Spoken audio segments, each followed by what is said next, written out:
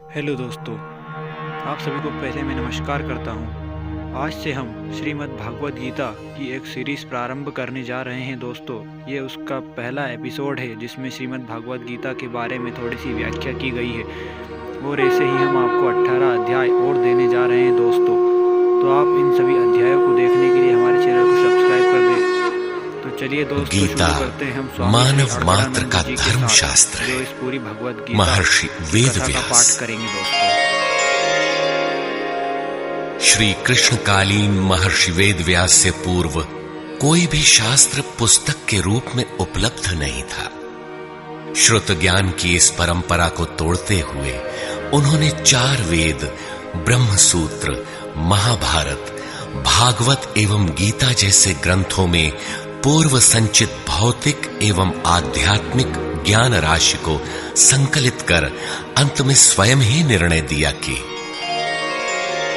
गीता सुगीता कर्तव्या किमन्यै शास्त्र विस्तरैः या स्वयं पद्मनाभस्य मुखपद्माद् विनिसृता।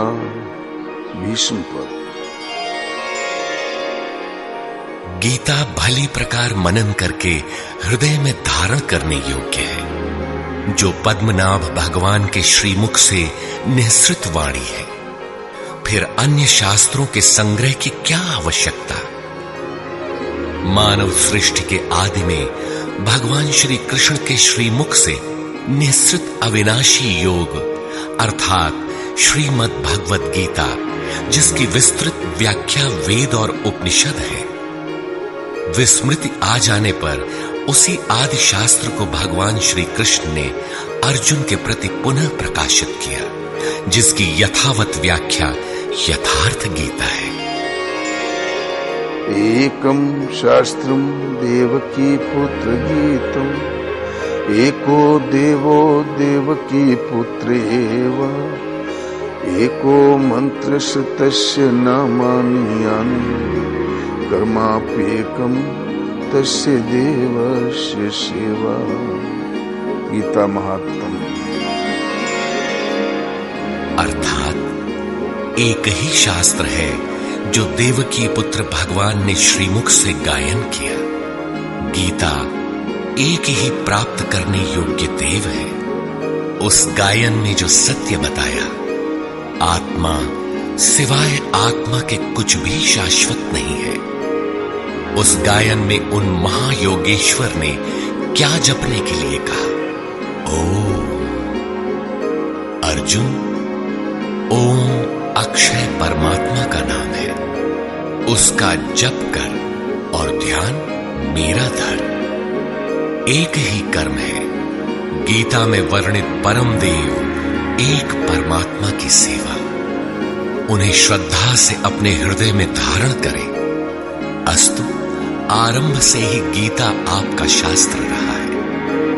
भगवान श्री कृष्ण के हजारों वर्ष पश्चात परवर्ती जिन महापुरुषों ने एक ईश्वर को सत्य बताया, गीता के ही पथ पर चलने वाले पथिक हैं, गीता के ही संदेशवाहक हैं। ईश्वर से ही लौकिक एवं पारलौकिक सुखों की कामना, ईश्वर से डरना, अन्य किसी को ईश्वर न मानना, यहां तक तो सभी महापुरुषों ने बताया। किंतु ईश्वरीय साधना, ईश्वर तक की दूरी तय करना, ये केवल गीता में ही सांगोपांग क्रमबद्ध सुरक्षित है। गीता से सुख शांति तो मिलती ही है, ये अक्षय अनामय पद भी देती है। देखिए श्रीमद् भगवत गीता की टीका, यथार्थ गीता।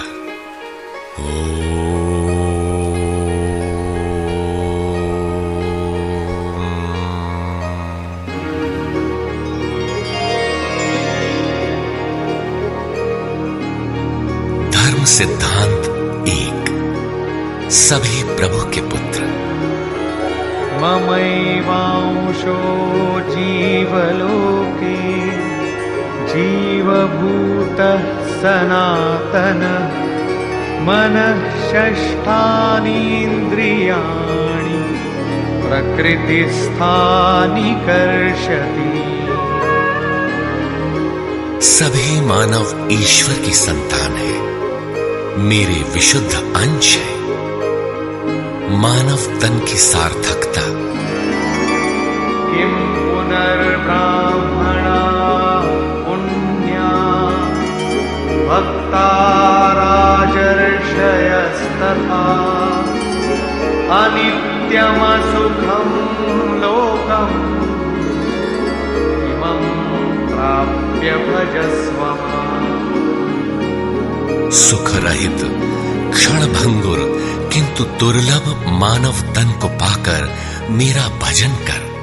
अर्थात भजन का अधिकार मनुष्य शरीरधारी को है। मनुष्य की केवल दो जाति। द्वौ भूत सर्गौ लोकेऽस्मिन् दैव आसुर एव च। दैवो विस्तरशः प्रोक्त आसुरं पार्थ मे शृणु। मनुष्य केवल दो प्रकार के हैं, देवता और असुर। जिसके हृदय में दैवी संपत्ति कार्य करती है वो देवता है, तथा जिसके हृदय में आसुरी संपत्ति कार्य करती है वो असुर है। तीसरी कोई अन्य जाति सृष्टि में नहीं है। हर कामना ईश्वर से सुलभ। त्रैविद्या मां सोमपाः पूतपापाः यज्ञैरिष्ट्वा स्वर्गतिं प्रार्थयन्ते। ते पुण्यमासाद्य सुरेन्द्रलोकम् अश्नन्ति दिव्यान् दिवि देवभोगान्। मुझे भजकर लोग स्वर्ग तक की कामना करते हैं, मैं उन्हें देता हूं। अर्थात सब कुछ एक परमात्मा से सुलभ है। भगवान की शरण से पापों का नाश। अपि चेदसि पापेभ्यः सर्वेभ्यः पापकृत्तमः सर्वं ज्ञानप्लवेनैव वृजिनं सन्तरिष्यसि। संपूर्ण पापियों से अधिक पाप करने वाला भी ज्ञान रूपी नौका द्वारा निस्संदेह पार हो जाएगा। ज्ञान। अध्यात्मज्ञाननित्यत्वं तत्त्वज्ञानार्थदर्शनम् एतज्ज्ञानमिति प्रोक्तम् अज्ञानं यदतोऽन्यथा। आत्मा के आधिपत्य में आचरण, तत्व के अर्थ रूप मुझ परमात्मा का प्रत्यक्ष दर्शन ज्ञान है, और इसके अतिरिक्त जो कुछ भी है अज्ञान है। अतः ईश्वर की प्रत्यक्ष जानकारी ही ज्ञान है। भजन का अधिकार सबको। अपि चेत् सुदुराचारो भजते मामनन्यभाक् साधुरेव समन्तव्यः सम्यग् व्यवसितो हि सः। क्षिप्रं भवति धर्मात्मा शश्वच्छान्तिं निगच्छति कौन्तेय प्रतिजानीहि न मे भक्तः प्रणश्यति। अत्यंत दुराचारी भी मेरा भजन करके शीघ्र ही धर्मात्मा हो जाता है एवं सदा रहने वाली शाश्वत शांति को प्राप्त कर लेता है। अतः धर्मात्मा वो है जो एक परमात्मा के प्रति समर्पित है, और भजन करने का अधिकार दुराचारी तक को है। भगवत पथ में बीज का नाश नहीं। नेहाभिक्रमनाशोऽस्ति प्रत्यवायो न विद्यते स्वल्पमप्यस्य धर्मस्य त्रायते महतो भयात्। धर्म अर्थात आत्मदर्शन की क्रिया का स्वल्प आचरण भी जन्म मरण के महान भय से उद्धार करने वाला होता है। धर्म अपरिवर्तनशील है। ईश्वर का निवास। ईश्वर सर्वभूतानां हृद्देशेऽर्जुन तिष्ठति भ्रामयन् सर्वभूतानि यन्त्रारूढानि मायया। ईश्वर सभी भूत प्राणियों के हृदय में रहता है, तो शरण किसकी जाएं? तमेव शरणं गच्छ सर्वभावेन भारत तत्प्रसादात् परां शान्तिं स्थानं प्राप्स्यसि शाश्वतम्। संपूर्ण भाव से उस हृदयस्थ एक परमात्मा की शरण में जाओ, जिसकी कृपा से तू परम शांति शाश्वत परम धाम को प्राप्त होगा। यज्ञ। सर्वाणीन्द्रियकर्माणि प्राणकर्माणि चापरे आत्मसंयमयोगाग्नौ जुह्वति ज्ञानदीपिते। संपूर्ण इंद्रियों के व्यापार को, मन की चेष्टाओं को ज्ञान से प्रकाशित हुई आत्मा में संयम रूपी योगाग्नि में हवन करते हैं। अपाने जुह्वति प्राणं प्राणे पानं तथा परे प्राणापानगतिरुद्ध्वा प्राणायाम परायणा। बहुत से योगी श्वास को प्रश्वास में हवन करते हैं और बहुत से प्रश्वास को श्वास में। इससे उन्नत अवस्था होने पर अन्य श्वास प्रश्वास की गति रोककर प्राणायाम परायण हो जाते हैं। इस प्रकार योग साधना की विधि विशेष का नाम यज्ञ है। उस यज्ञ को कार्य रूप देना कर्म है। कर्म।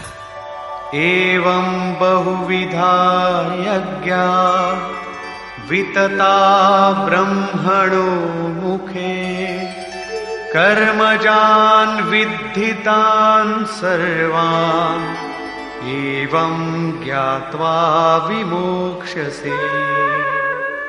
इस प्रकार बहुत से यज्ञ जैसे श्वास का प्रश्वास में हवन, प्रश्वास का श्वास में हवन, श्वास प्रश्वास का निरोध कर प्राणायाम के परायण होना इत्यादि यज्ञ जिस आचरण से पूर्ण होता है, उस आचरण का नाम कर्म है। कर्म माने आराधना, कर्म माने चिंतन। योग साधना पद्धति का नाम यज्ञ है। विकर्म। विकर्म का अर्थ विकल्प शून्य कर्म है। प्राप्ति के पश्चात महापुरुषों के कर्म विकल्प शून्य होते हैं। आत्मस्थित, आत्मतृप्त, आप्त काम महापुरुषों को न तो कर्म करने से कोई लाभ है और न छोड़ने से कोई हानि ही है। फिर भी वे पीछे वालों के हित के लिए कर्म करते हैं। ऐसा कर्म विकल्प शून्य है, विशुद्ध है, और यही कर्म विकर्म कहलाता है। यज्ञ करने का अधिकार। यज्ञ शिष्टामृत भुजो यान्ति ब्रह्म सनातनम् नायं लोकोऽस्त्य यज्ञस्य कुतोऽन्यः कुरु सत्तम। यज्ञ न करने वालों को दोबारा मनुष्य शरीर भी नहीं मिलता। अर्थात यज्ञ करने का अधिकार उन सबको है जिन्हें मनुष्य शरीर मिला है। ईश्वर देखा जा सकता है। भक्त्या त्वनन्यया शक्य अहमेवं विधोऽर्जुन ज्ञातुं द्रष्टुं च तत्त्वेन प्रवेष्टुं च परन्तप। अनन्य भक्ति के द्वारा मैं प्रत्यक्ष देखने, जानने तथा प्रवेश करने के लिए भी सुलभ हूं।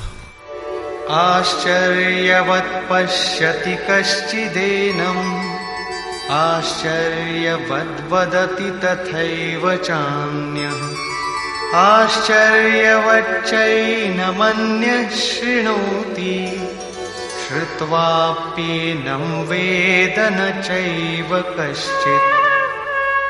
इस अविनाशी आत्मा को कोई विरला ही आश्चर्य की तरह देखता है, आश्चर्य की तरह उपदेश करता है, और कोई विरला ही इसे आश्चर्य की तरह सुनता है। अर्थात ये प्रत्यक्ष दर्शन है। आत्मा ही सत्य है, सनातन है। अच्छेद्योऽयमदाह्योऽयम् अक्लेद्यो शोष्य एव च नित्यः सर्वगतः स्थाणुः अचलोऽयं सनातनः। ये आत्मा सर्वव्यापक, अचल, स्थिर रहने वाला और सनातन है। आत्मा ही सत्य है। विधाता और उससे उत्पन्न सृष्टि नश्वर है।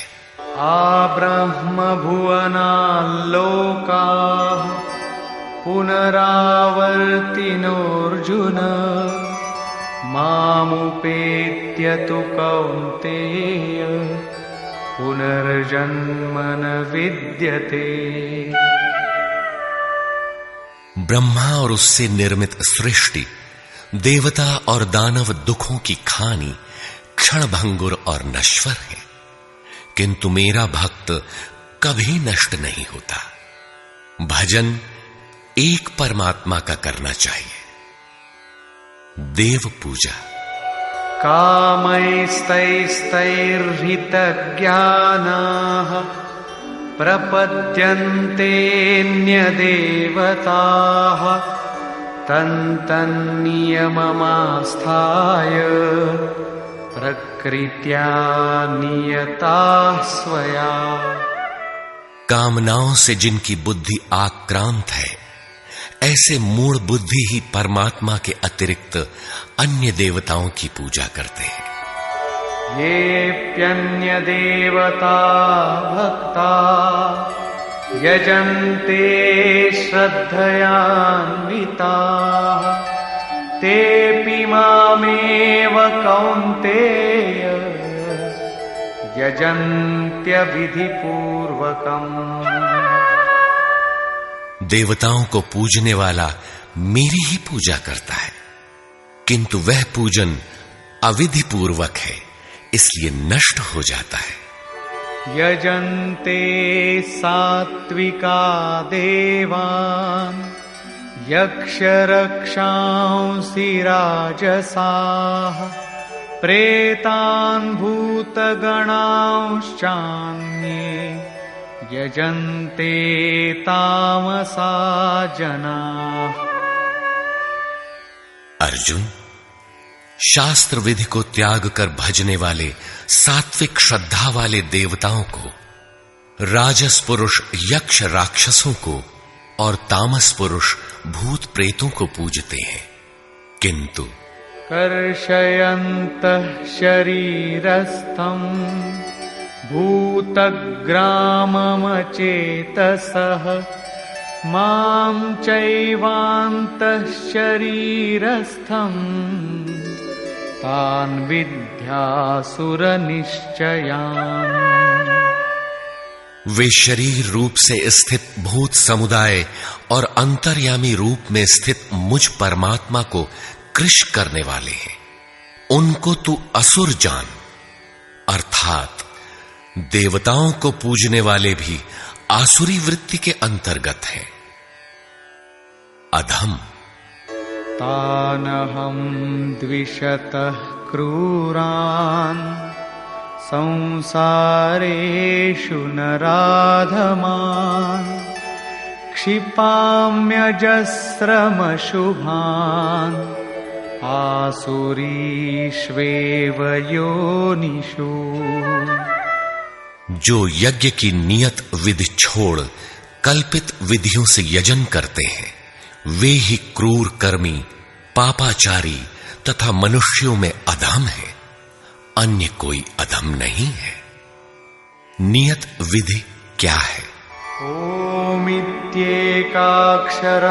ब्रह्म व्याहरन् मामनुस्मरन् यः प्रयाति त्यजन् देहं स याति परमां गतिम्।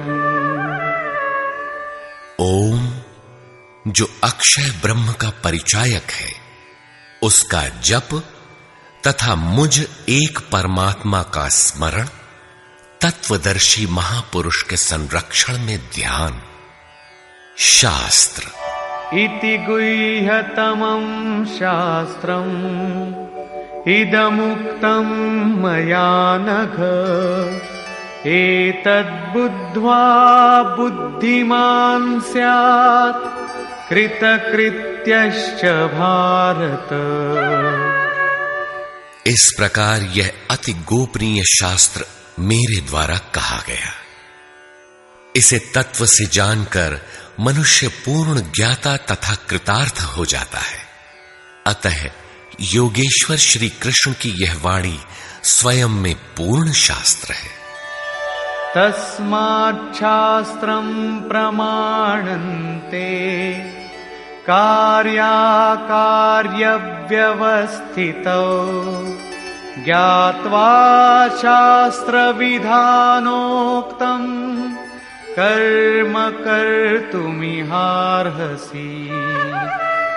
कर्तव्य और अकर्तव्य के निर्धारण में शास्त्र ही प्रमाण है। अतः गीता में निर्धारित विधि से आचरण करें। धर्म सर्वधर्मान् परित्यज्य मामेकं शरणं व्रज अहं त्वा सर्वपापेभ्यो मोक्षयिष्यामि मा शुचः। धार्मिक उथल पुथल को छोड़ एकमात्र मेरी शरण हो जा, अर्थात एक भगवान के प्रति पूर्ण समर्पण ही धर्म का मूल है।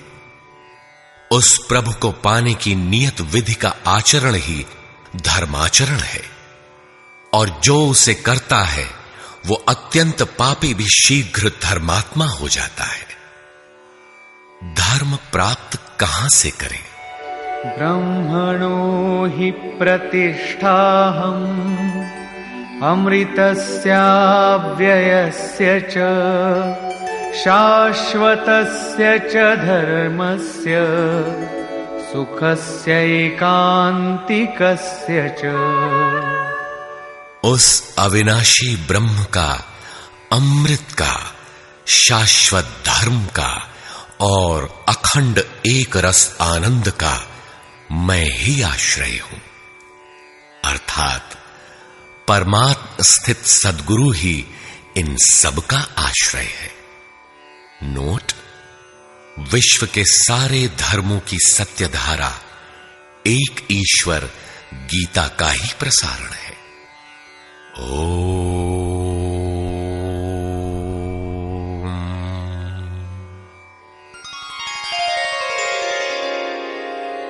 प्राक कथन। वस्तुतः गीता पर टीका लिखने की अब कोई आवश्यकता प्रतीत नहीं होती, क्योंकि इस पर सहस्त्रों टीकाएं लिखी जा चुकी हैं, जिनमें 50 तो केवल संस्कृत में ही है। गीता को लेकर 50 मत हैं, जबकि सबकी आधारशिला एकमात्र गीता है। योगेश्वर श्री कृष्ण ने तो कोई एक बात कही होगी, फिर यह मतभेद क्यों? वस्तुतः वक्ता एक ही बात कहता है, किंतु श्रोता यदि 10 बैठे हों तो 10 प्रकार के आशय ग्रहण करते हैं। व्यक्ति की बुद्धि पर तामसी, राजसी अथवा सात्विक गुणों का जितना प्रभाव है, उसी स्तर से उस वार्ता को पकड़ पाता है, इससे आगे वो समझ नहीं पाता। अतः मतभेद स्वाभाविक है। विभिन्न मतवादों से और कभी कभी एक ही सिद्धांत को अलग अलग काल और भाषाओं में व्यक्त करने से साधारण मनुष्य संशय में पड़ जाता है। बहुत सी टीकाओं के बीच वह सत्य धारा भी प्रवाहित है, किंतु शुद्ध अर्थ वाली एक टीका हजारों टीकाओं के बीच रख दी जाए तो उनमें यह पहचानना कठिन हो जाता है कि यथार्थ कौन है। वर्तमान काल में गीता की बहुत सी टीकाएं हो गई हैं। सभी अपनी अपनी सत्यता का उद्घोष करती हैं, किंतु गीता के शुद्ध अर्थ से वे बहुत दूर हैं। निस्संदेह कुछ महापुरुषों ने सत्य का स्पर्श भी किया, किंतु कतिपय कारणों से वे उसे समाज के समक्ष प्रस्तुत न कर सके।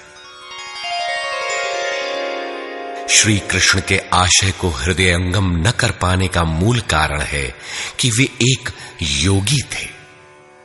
श्री कृष्ण जिस स्तर की बात करते हैं, क्रमशः चलकर उसी स्तर पर खड़ा होने वाला कोई महापुरुष ही अक्षरशः बता सकेगा कि श्री कृष्ण ने जिस समय गीता का उपदेश दिया था, उस समय उनके मनोगत भाव क्या थे।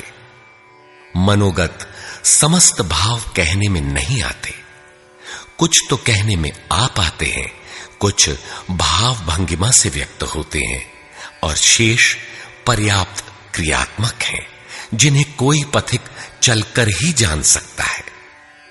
जिस स्तर पर श्री कृष्ण थे, क्रमशः चलकर उसी अवस्था को प्राप्त महापुरुष ही जानता है कि गीता क्या कहती है।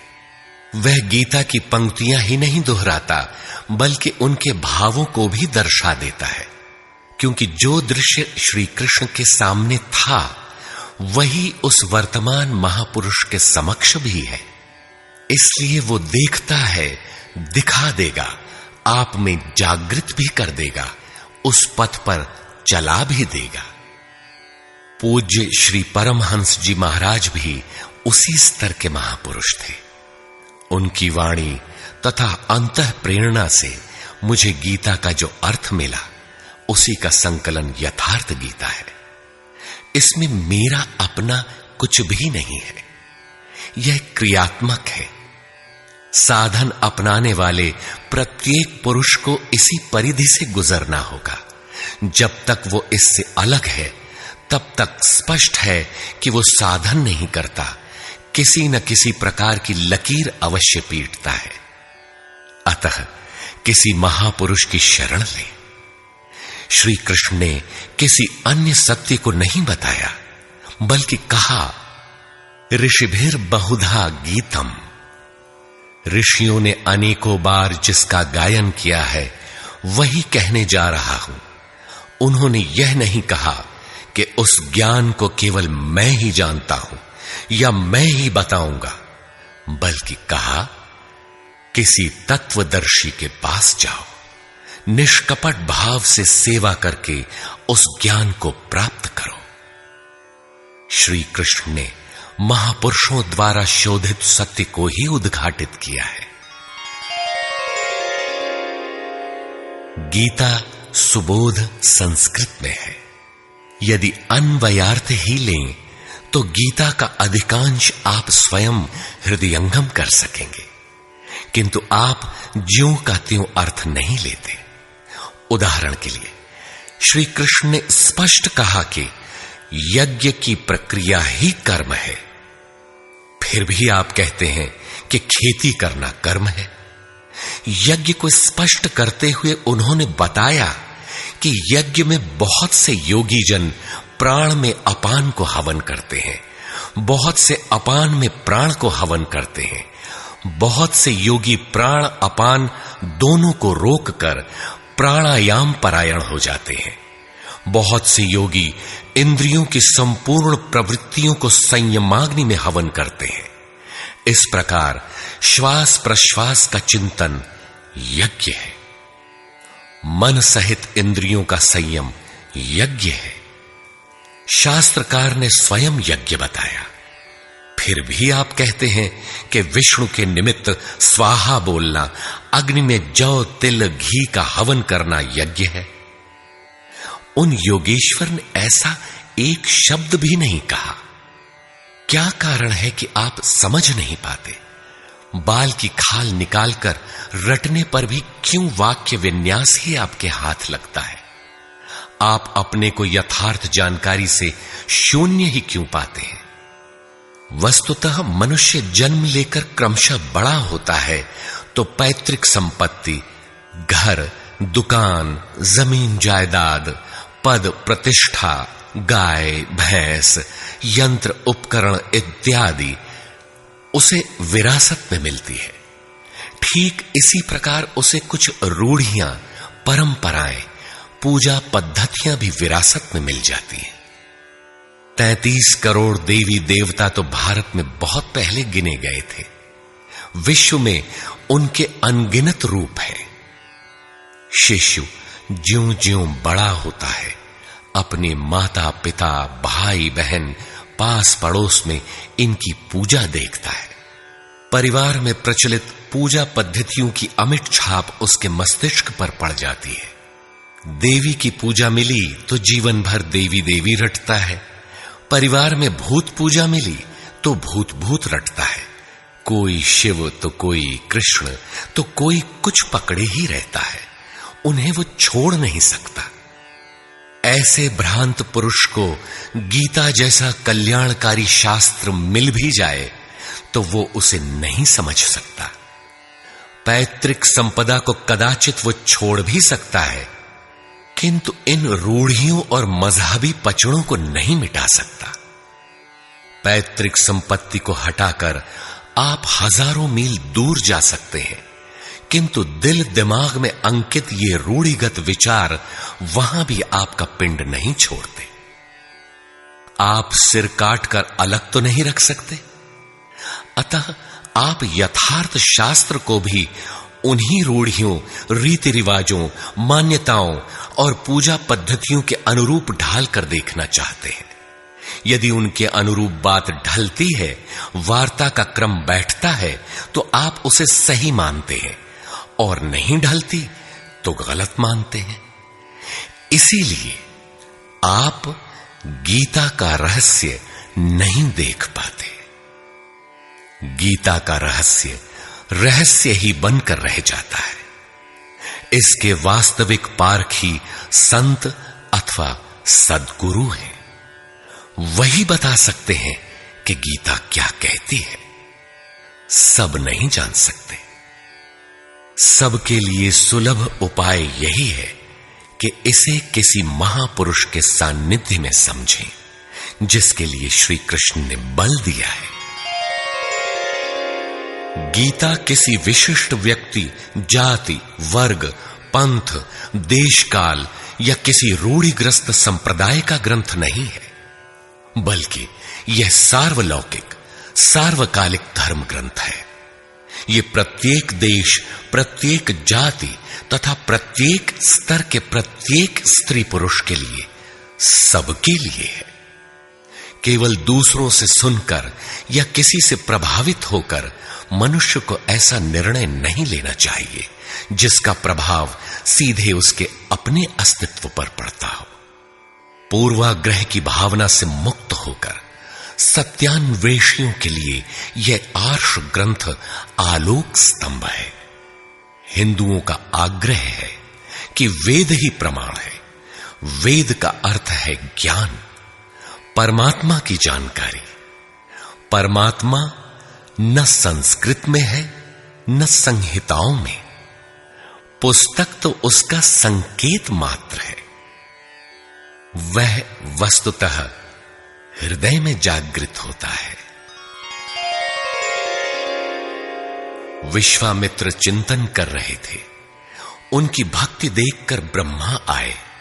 बोले, आज से तुम ऋषि हो। विश्वामित्र को संतोष नहीं हुआ, चिंतन में लगे रहे। कुछ काल पश्चात देवताओं सहित ब्रह्मा पुनः आए और बोले, आज से तुम राजर्षि हो।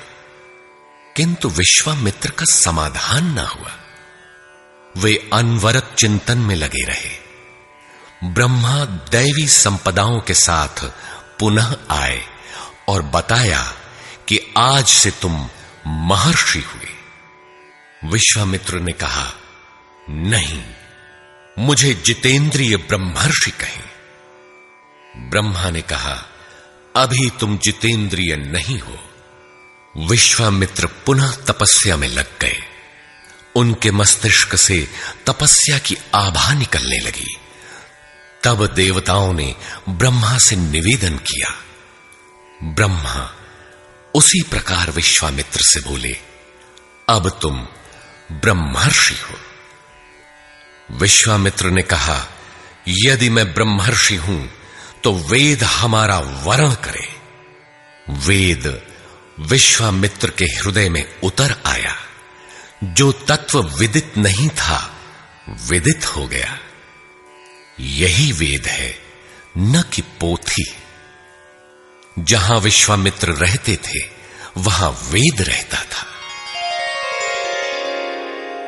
यही श्री कृष्ण भी कहते हैं कि संसार अविनाशी पीपल का वृक्ष है।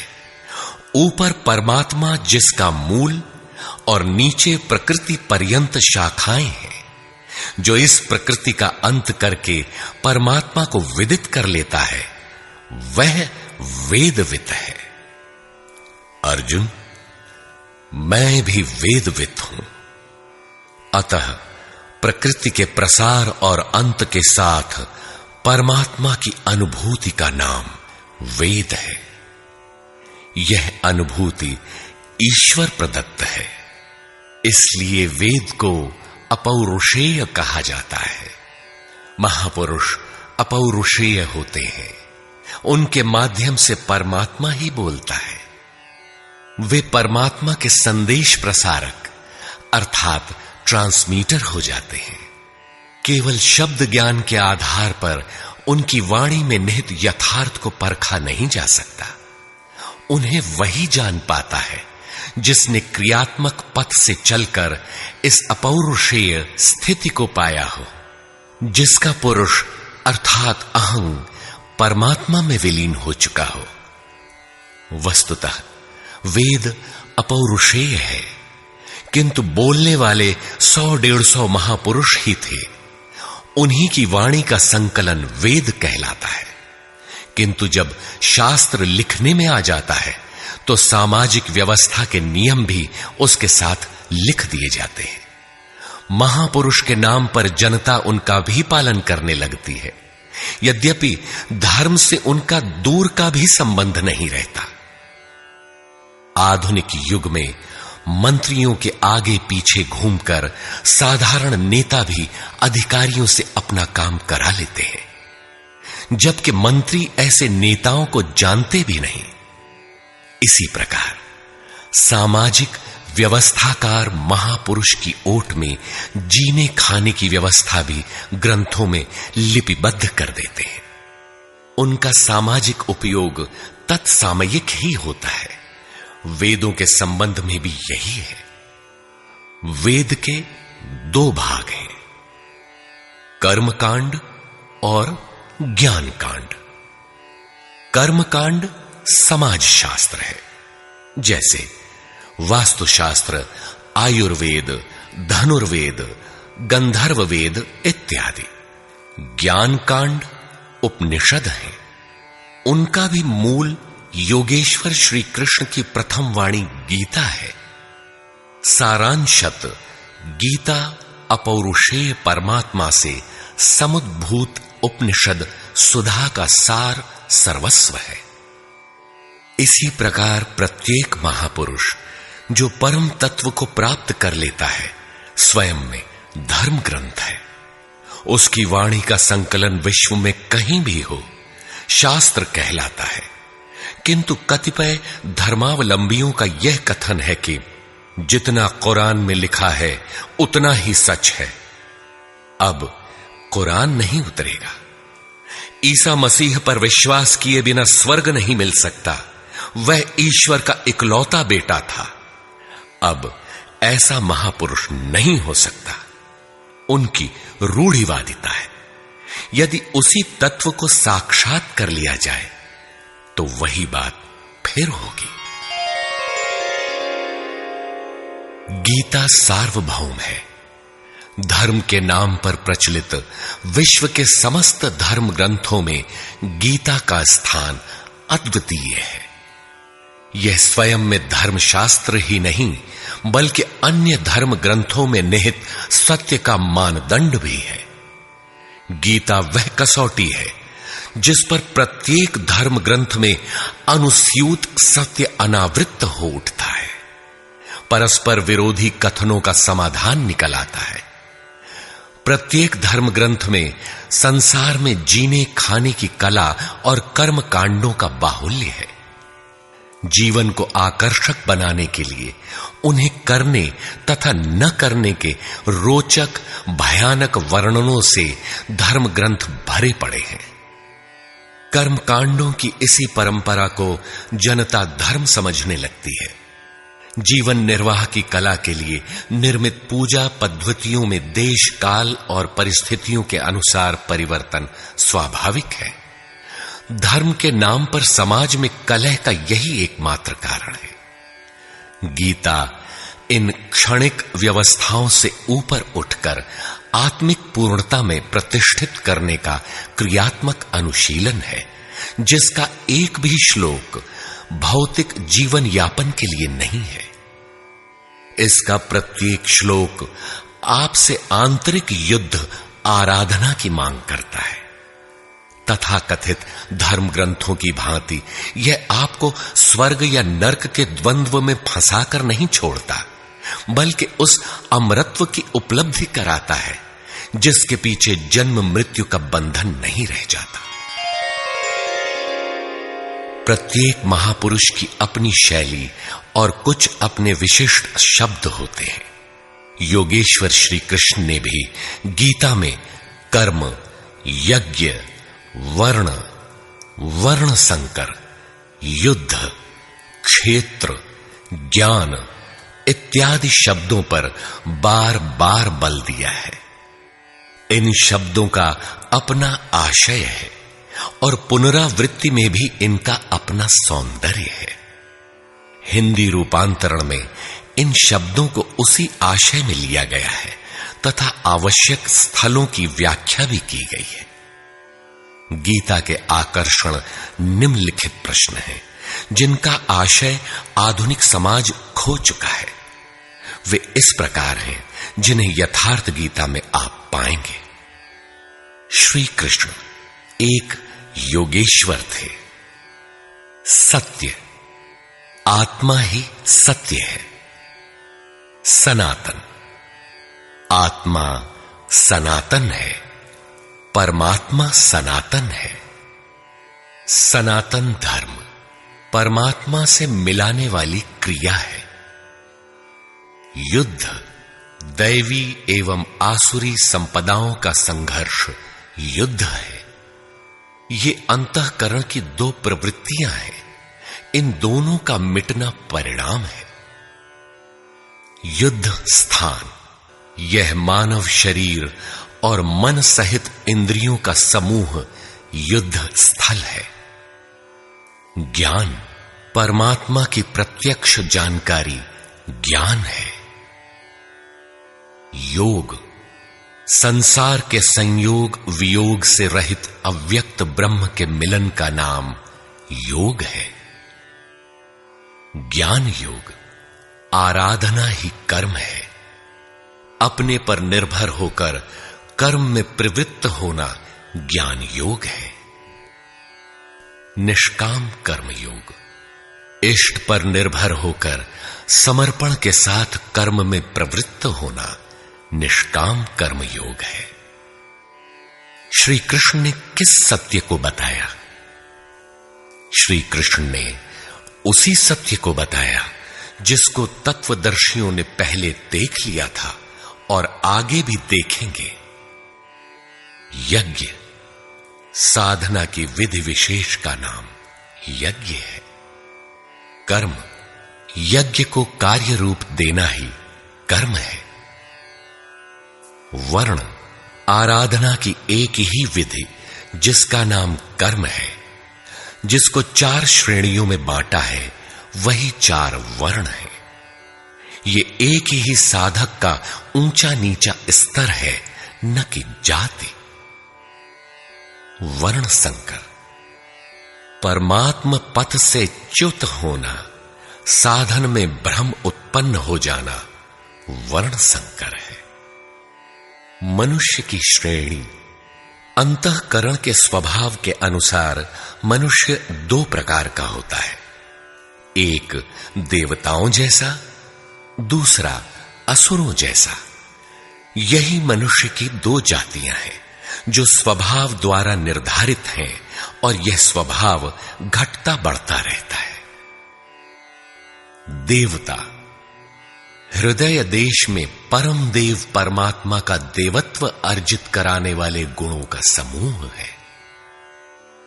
बाह्य देवताओं की पूजा कामनाओं से जिनकी बुद्धि आक्रांत है, ऐसे अविवेकी और मूढ़ बुद्धि की देन है। वे मेरे ही पुजारी हैं, किंतु अविधि पूर्वक है। अवतार व्यक्ति के हृदय में होता है, बाहर नहीं।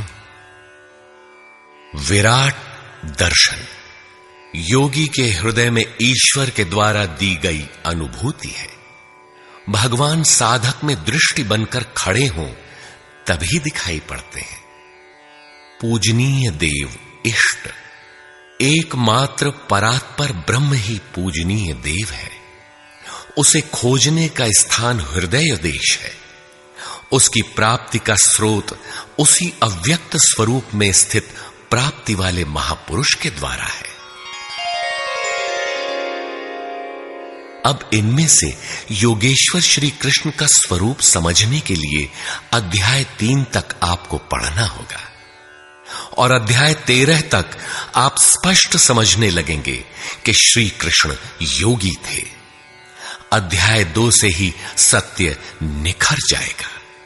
सनातन और सत्य एक दूसरे के पूरक हैं। ये अध्याय 2 से ही स्पष्ट होगा, वैसे पूर्ति पर्यंत चलेगा। युद्ध अध्याय 4 तक स्पष्ट होने लगेगा। 11 तक संशय निर्मूल हो जाएगा। वैसे अध्याय 16 तक देखना चाहिए। युद्ध स्थल के लिए अध्याय 13 बार बार देखें। ज्ञान अध्याय 4 से स्पष्ट होगा, तथा अध्याय 13 में भली प्रकार समझ में आएगा कि प्रत्यक्ष दर्शन का नाम ज्ञान है। योग अध्याय 6 तक आप समझ सकेंगे। वैसे पूर्ति पर्यंत योग के विभिन्न अंशों की परिभाषा है। ज्ञान योग अध्याय 3 से 6 तक स्पष्ट हो जाएगा।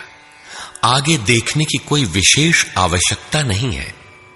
निष्काम कर्म योग अध्याय 2 से आरंभ होकर पूर्ति पर्यंत है। यज्ञ आप अध्याय 3 से 4 तक पढ़ें, स्पष्ट हो जाएगा। कर्म का नाम अध्याय 2/39 में प्रथम बार लिया गया है। इसी श्लोक से अध्याय 4 तक पढ़ लें तो स्पष्ट हो जाएगा कि कर्म का अर्थ आराधना भजन क्यों है। अध्याय 16 और 17 यह विचार स्थिर कर देता है कि यही सत्य है। वर्ण संकर अध्याय 3 में और अवतार अध्याय 4 में स्पष्ट हो जाएगा। वर्ण व्यवस्था के लिए अध्याय 18 देखना होगा। वैसे संकेत अध्याय 3 और 4 में भी है। मनुष्य की देवासुर जातियों के लिए अध्याय 16 द्रष्टव्य है। विराट दर्शन अध्याय 10 से 11 तक स्पष्ट हो गया है। अध्याय 7, 9 और 15 में भी इस पर प्रकाश डाला गया है। अध्याय 7, 9 और 17 में बाह्य देवताओं की अस्तित्वहीनता स्पष्ट हो जाती है। परमात्मा के पूजन की स्थली हृदय देश ही है, जिसमें ध्यान, श्वास प्रश्वास के चिंतन इत्यादि की क्रियाएं जो एकांत में बैठकर की जाती हैं। अध्याय 3, 4, 6 और 18 में स्पष्ट है। बहुत सोचने विचारने से क्या प्रयोजन है? यदि अध्याय 6 तक ही अध्ययन कर लें तो भी यथार्थ गीता का मूल आशय आपकी समझ में आ जाएगा। गीता जीविका संग्राम का साधन नहीं, अपितु जीवन संग्राम में शाश्वत विजय का क्रियात्मक प्रशिक्षण है। इसलिए युद्ध ग्रंथ है जो वास्तविक विजय दिलाता है। किंतु गीतोक्त युद्ध तलवार, धनुष, वाण, गदा और फरसे से लड़ा जाने वाला सांसारिक युद्ध नहीं है और न इन युद्धों में शाश्वत विजय निहित है। ये सत प्रवृत्तियों का संघर्ष है, जिनके रूपकात्मक वर्णन की परंपरा रही है। वेद में इंद्र और वृत्र, विद्या और अविद्या, पुराणों में देवासुर संग्राम, महाकाव्यों में राम और रावण, कौरव एवं पांडवों के संघर्ष को ही गीता में धर्म क्षेत्र और कुरुक्षेत्र, दैवी संपद एवं आसुरी संपद, सजातीय एवं विजातीय, सद्गुण एवं दुर्गुणों का संघर्ष कहा गया है। यह संघर्ष जहां होता है वह स्थान कहां है? गीता का धर्म क्षेत्र और कुरुक्षेत्र भारत का कोई भूखंड नहीं, बल्कि स्वयं गीताकार के शब्दों में इदं शरीरम कौन्तेय क्षेत्रमित्यभिधीयते। कौन्तेय, यह शरीर ही एक क्षेत्र है जिसमें बोया हुआ भला और बुरा बीज संस्कार रूप से सदैव उगता है। 10 इंद्रियां, मन, बुद्धि, चित्त, अहंकार, 5 विकार और 3 गुणों का विकार इस क्षेत्र का विस्तार है। प्रकृति से उत्पन्न इन 3 गुणों से विवश होकर मनुष्य को कर्म करना पड़ता है। वह क्षण मात्र भी कर्म किए बिना नहीं रह सकता। पुनरपि जननम पुनरपि मरणम पुनरपि जननी जठरे शयनम। जन्म जन्मांतरों से करते ही तो बीत रहा है, यही कुरुक्षेत्र है। सद्गुरु के माध्यम से साधना के सही दौर में पड़कर साधक जब परम धर्म परमात्मा की ओर अग्रसर होता है, तब यह क्षेत्र धर्म क्षेत्र बन जाता है। यह शरीर ही क्षेत्र है। इसी शरीर के अंतराल में अंतःकरण की 2 प्रवृत्तियां पुरातन हैं, दैवी संपद और आसुरी संपद। दैवी संपद में हैं पुण्य रूपी पांडु और कर्तव्य रूपी कुंती। पुण्य जागृत होने से पहले मनुष्य जो कुछ भी कर्तव्य समझकर करता है, अपनी समझ से वह कर्तव्य ही करता है, किंतु उससे कर्तव्य होता नहीं, क्योंकि पुण्य के बिना कर्तव्य को समझा ही नहीं जा सकता। कुंती ने पांडु से संबंध होने से पूर्व जो कुछ भी अर्जित किया वह था कर्ण। आजीवन कुंती के पुत्रों से लड़ता रह गया। पांडवों का दुर्धर्ष शत्रु यदि कोई था तो वह था कर्ण। विजातीय कर्म ही कर्ण है, जो बंधनकारी है, जिससे परंपरागत रूढ़ियों का चित्रण होता है। पूजा पद्धतियां पिंड नहीं छोड़ती।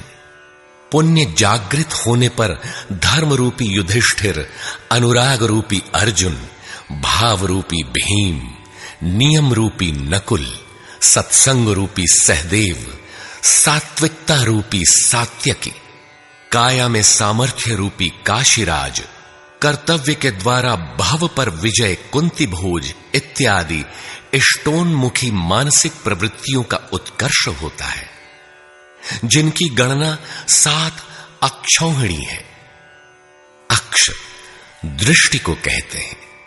सत्यमयी दृष्टिकोण से जिसका गठन है वह है दैवी संपद। परम धर्म परमात्मा तक की दूरी तय कराने वाली ये 7 सीढ़ियां, 7 भूमिकाएं हैं, न कि कोई गणना विशेष। वस्तुतः ये प्रवृत्तियां अनंत हैं। दूसरी ओर है कुरुक्षेत्र, जिसमें 10 इंद्रियां और 1 मन, 11 अक्षौहिणी सेना है। मन सहित इंद्रियमयी दृष्टिकोण से जिसका गठन है वह है आसुरी संपद, जिसमें है अज्ञान रूपी धृतराष्ट्र, जो सत्य को जानते हुए भी अंधा बना रहता है। उसकी सहचारिणी है गांधारी, इंद्रिय आधार वाली प्रवृत्ति। इनके साथ हैं मोह रूपी दुर्योधन, दुर्बुद्धि रूपी दुःशासन, विजातीय कर्म रूपी कर्ण, भ्रम रूपी भीष्म, द्वैत के आचरण रूपी द्रोणाचार्य, आसक्ति रूपी अश्वत्थामा, विकल्प रूपी विकर्ण, अधूरी साधना में कृपा के आचरण रूपी कृपाचार्य, और इन सब के बीच जीव रूपी विदुर है, जो रहता है अज्ञान में, किंतु दृष्टि सदैव पांडवों पर है। पुण्य से प्रवाहित प्रवृत्ति पर है, क्योंकि आत्मा परमात्मा का शुद्ध अंश है। इस प्रकार आसुरी संपद भी अनंत है। क्षेत्र एक ही है, यह शरीर, इसमें लड़ने वाली प्रवृत्तियां 2 हैं। एक प्रकृति में विश्वास दिलाती है, नीच अधम योनियों का कारण बनती है, तो दूसरी परम पुरुष परमात्मा में विश्वास और प्रवेश दिलाती है। तत्वदर्शी महापुरुष के संरक्षण में क्रमशः साधन करने पर दैवी संपत्ति का उत्कर्ष और आसुरी संपत्ति का सर्वथा शमन हो जाता है। जब कोई विकार ही नहीं रहा, मन का सर्वथा निरोध और निरुद्ध मन का भी विलय हो जाता है, तो दैवी संपत्ति की आवश्यकता समाप्त हो जाती है। अर्जुन ने देखा कि कौरव पक्ष के अनंतर पांडव पक्ष के योद्धा भी योगेश्वर में समाहित हो रहे हैं। पूर्ति के साथ दैवी संपत्ति भी विलीन हो जाती है। अंतिम शाश्वत परिणाम निकल आता है। इसके पश्चात महापुरुष यदि कुछ करता है तो केवल अनुयायियों के मार्गदर्शन के लिए ही करता है। लोक संग्रह की इसी भावना से महापुरुषों ने सूक्ष्म मनोभावों का वर्णन उन्हें ठोस स्थूल रूप देकर किया है। गीता छंदोबद्ध है, व्याकरण सम्मत है, किंतु इसके पात्र प्रतीकात्मक हैं। अमूर्त योग्यताओं के मूर्त रूप मात्र है। गीता के आरंभ में 30-40 पात्रों का नाम लिया गया है, जिनमें आधे सजातीय हैं, आधे विजातीय। कुछ पांडव पक्ष के हैं, कुछ कौरव पक्ष के। विश्व रूप दर्शन के समय इनमें से 4-6 नाम पुनः आए हैं, अन्यथा संपूर्ण गीता में इन नामों की चर्चा तक नहीं है। एकमात्र अर्जुन ही ऐसा पात्र है जो आरंभ से अंत तक योगेश्वर के समक्ष है। वह अर्जुन भी केवल योग्यता का प्रतीक है, न कि व्यक्ति विशेष। गीता के आरंभ में अर्जुन सनातन कुल धर्म के लिए विकल है, किंतु योगेश्वर श्री कृष्ण ने इसे अज्ञान बताया और निर्देश दिया कि आत्मा ही सनातन है, शरीर नाशवान है, इसलिए युद्ध कर। इस आदेश से यह स्पष्ट नहीं होता कि अर्जुन कौरवों को ही मारे। पांडव पक्ष के भी शरीरधारी ही तो थे, दोनों ओर संबंधी ही तो थे। संस्कारों पर आधारित शरीर क्या तलवार से काटने पर समाप्त हो सकेगा? जब शरीर नाशवान है, जिसका अस्तित्व है ही नहीं, तो अर्जुन कौन था? श्री कृष्ण किसकी रक्षा में खड़े थे? क्या किसी शरीरधारी की रक्षा में खड़े थे? श्री कृष्ण ने कहा, जो शरीर के लिए परिश्रम करता है वह पापायु मूढ़ बुद्धि पुरुष व्यर्थ ही जीता है। यदि श्री कृष्ण किसी शरीरधारी की रक्षा में खड़े हैं तब तो वे भी मूढ़ बुद्धि हैं, व्यर्थ ही जीने वाले हैं। वस्तुतः अनुराग ही अर्जुन है। अनुरागी के लिए महापुरुष सदैव खड़े हैं। अर्जुन शिष्य था और श्री कृष्ण एक सद्गुरु थे। विनयावनत होकर उसने कहा, धर्म के मार्ग में मोहित चित्त मैं आपसे पूछता हूं, जो श्रेय अर्थात परम कल्याणकारी हो वह उपदेश मेरे प्रति कहिए। अर्जुन श्रेय चाहता था, प्रेय अर्थात भौतिक पदार्थ नहीं। केवल कहिए ही नहीं, साधिए, संभालिए। मैं आपका शिष्य हूं, आपकी शरण में हूं। इसी प्रकार गीता में स्थान स्थान पर स्पष्ट है कि अर्जुन आर्त अधिकारी है और योगेश्वर श्री कृष्ण एक सद्गुरु हैं। वे सद्गुरु अनुरागी के साथ सदैव रहते हैं, उनका मार्गदर्शन करते हैं। जब भावुकतावश कोई व्यक्ति पूज्य महाराज जी के पास रहने का आग्रह करने लगता है तब वे कहा करते थे, जाओ, शरीर से कहीं रहो, मन से मेरे पास आते रहो। प्रातः सायं राम शिव ओम किसी 1, 2, 2.5 अक्षर के नाम का जाप करो और मेरे स्वरूप का हृदय में ध्यान धरो। 1 मिनट भी स्वरूप पकड़ लोगे तो जिसका नाम भजन है वो मैं तुम्हें दूंगा। इससे अधिक पकड़ने लगोगे तो हृदय से रथी बनकर सदैव तुम्हारे साथ रहूंगा। जब सुरत पकड़ में आ जाती है तो इसके बाद महापुरुष इतना ही पास में रहते हैं जितना हाथ, पांव, नाक, कान इत्यादि आपके पास है। आप हजारों किलोमीटर दूर क्यों ना हो, वह सदैव समीप है। मन में विचारों के उठने से भी पहले वे मार्गदर्शन करने लग जाते हैं। अनुरागी के हृदय में वह महापुरुष सदैव आत्मा से अभिन्न होकर जागृत रहते हैं। अर्जुन अनुराग का प्रतीक है। गीता के 11वें अध्याय में योगेश्वर श्री कृष्ण का ऐश्वर्य देखने पर अर्जुन अपनी क्षुद्र त्रुटियों के लिए क्षमा याचना करने लगा। श्री कृष्ण ने क्षमा किया और याचना के अनुरूप सौम्य स्वरूप में आकर कहा, अर्जुन, मेरे स्वरूप को न पहले किसी ने देखा है और न भविष्य में कोई देख सकेगा। तब तो गीता हम लोगों के लिए व्यर्थ है, क्योंकि उस दर्शन की योग्यताएं अर्जुन तक सीमित रह गईं। जबकि उसी समय संजय देख रहा था, पहले भी उन्होंने कहा, बहुत से योगी जन ज्ञान रूपी तप से पवित्र होकर मेरे साक्षात स्वरूप को प्राप्त कर चुके हैं। अंततः वे महापुरुष कहना क्या चाहते हैं? वस्तुतः अनुराग ही अर्जुन है, जो आपके हृदय की भावना विशेष है। अनुराग विहीन पुरुष न कभी पूर्व में देख सका है और न ही अनुराग विहीन पुरुष भविष्य में कभी देख सकेगा। मिले ही न रघुपति बिनु अनुरागा, किए जोग तब ज्ञान बिरागा। अतः अर्जुन एक प्रतीक है। यदि प्रतीक नहीं है तो गीता का पीछा छोड़ दें। गीता आपके लिए नहीं है, क्योंकि उस दर्शन की योग्यता अर्जुन तक ही सीमित रह गई। अध्याय के अंत में योगेश्वर निर्णय देते हैं, अर्जुन, अनन्य भक्ति और श्रद्धा द्वारा मैं इस प्रकार प्रत्यक्ष देखने के लिए, अर्थात जैसा तूने देखा, तत्व से स्पष्ट जानने के लिए और प्रवेश करने के लिए भी सुलभ हूं।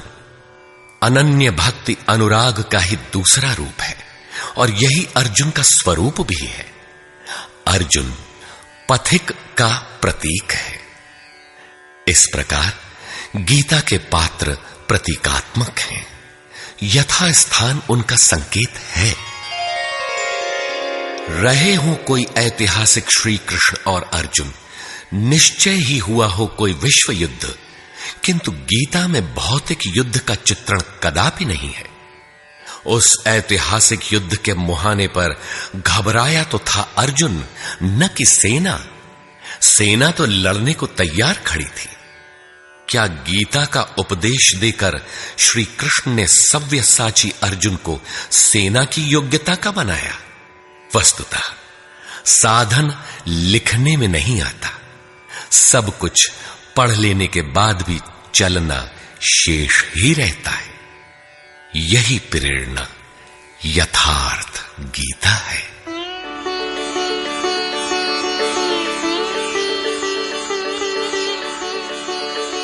सद्गुरु कृपाश्रयी जगत बंधु स्वामी अड़गड़ानंद जी। श्री गुरु पूर्णिमा